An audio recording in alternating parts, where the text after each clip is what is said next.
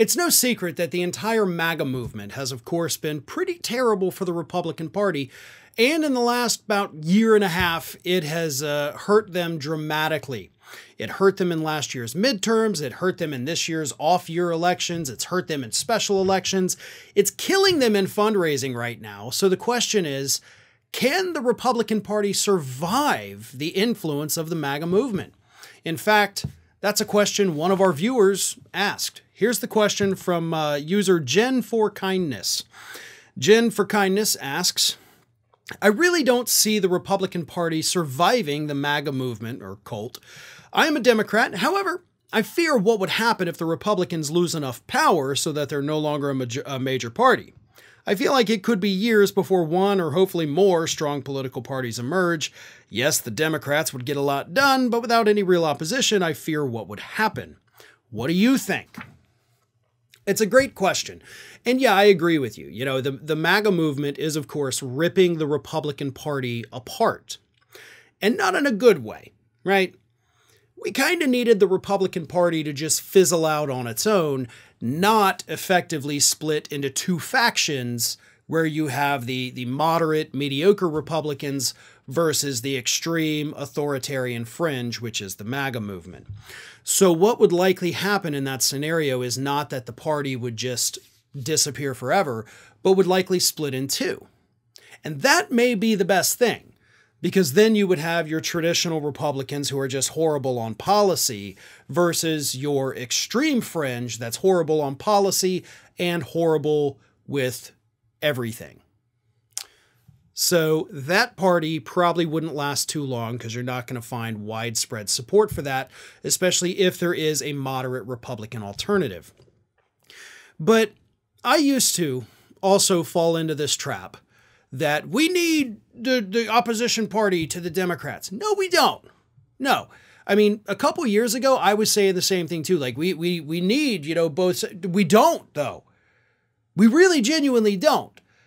Because if the Democrats end up getting a little too big for their britches, then, and I apologize for that old slang. Wow, I shouldn't, that's just embarrassing for me. The same thing would happen to them. You would see that party fracture. So then maybe you have something better. You have four parties, one of which, the extreme right-wing fringe, goes away. You have a moderate Republican Party, a corporate Democrat Party, and a progressive liberal party. Maybe from there we see more. Once the splits start happening, if they happen, and that's a big if, but once the splits start happening, it could almost trigger this chain reaction to where we do have more viable parties in this country.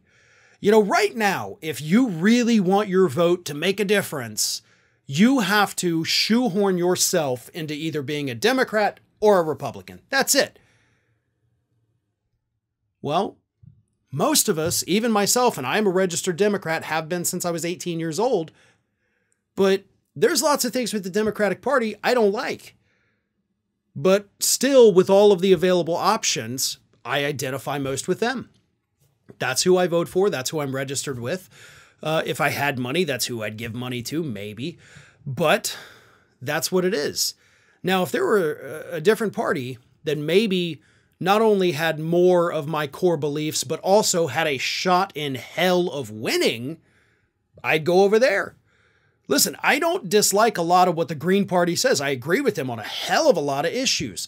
Problem is, where's your apparatus, right? Are you even on the ballot in all 50 states? You know, like, you got to be viable.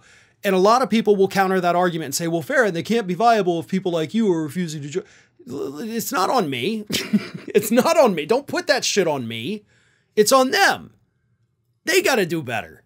They got to bring me in. And they're not doing it right now. So don't blame the voters for the other parties not having a chance. That's not on us. That is on them. Okay? You want people to come to you. You got to bring them in. You can't sit there and be mad like, well, why isn't anybody supporting us? Because you're not bringing them in. We need more political parties in this country. 100%. I will never disagree with that. And if the way to get there is to kind of destroy the Republican Party, then I consider that to be a win-win situation for everybody. Hey everyone, this is Aspen. And did you know that for the low cost of $0 per day, you can subscribe to the Fair and Balanced YouTube channel? We also encourage you to like, comment, and share, but again, click that subscribe button and help Aspen not be so grumpy.